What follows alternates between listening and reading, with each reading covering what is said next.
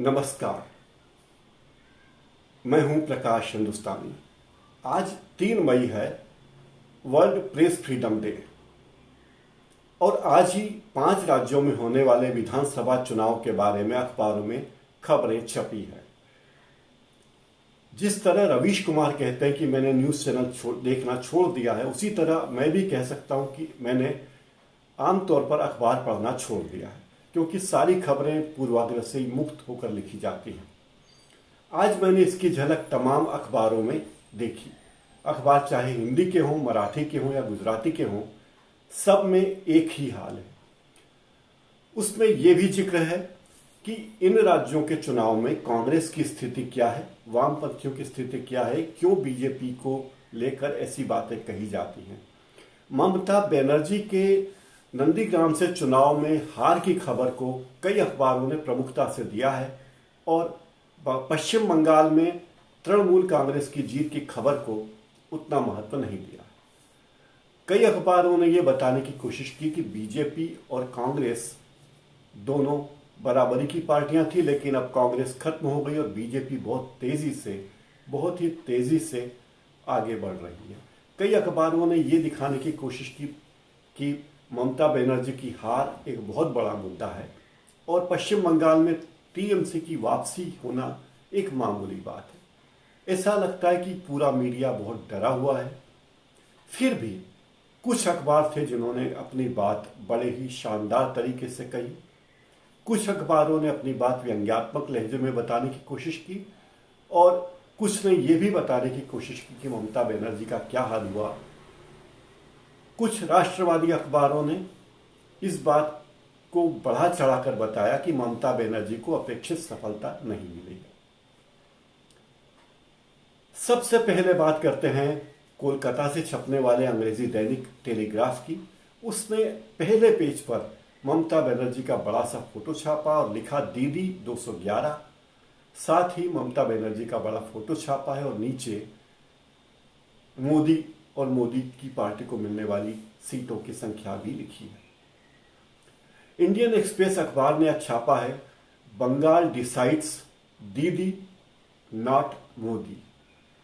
Hindustan times ने 5 राज्यों में जो चुनाव हुए उसके बारे में खबर छापी है, प्रमुखता से और छापा है कि वामपंथी, कम्युनिस्ट और बीजेपी राज्यों में एंटी इनकम्बेंसी नहीं चली। डीएमके ने तमिलनाडु में वापस कब्जा कर लिया है।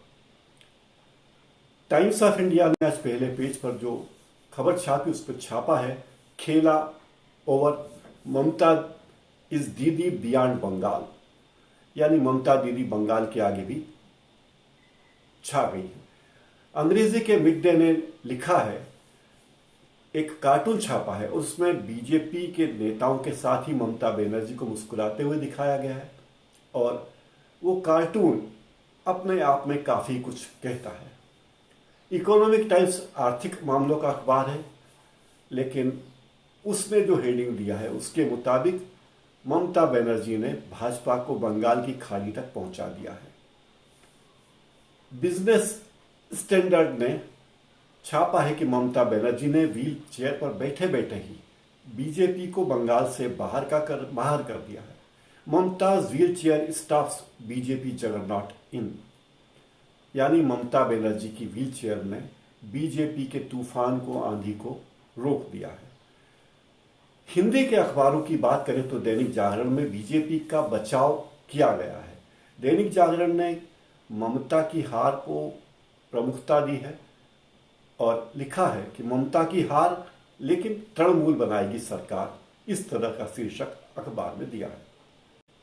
बिजनेस स्टैंडर्ड के हिंदी एडिशन ने पहले पेज पर पश्चिम बंगाल में ममता बनर्जी की पार्टी की सरकार पर केवल 2 कॉलम की खबर छापी है, पश्चिम बंगाल में दीदी की दमदार वापसी। मराठी के अखबार तरुण भारत ने भी आज पहले पेज पर इस खबर को छापा है, जिसमें ममता बनर्जी की हार को प्राथमिकता दी गई है।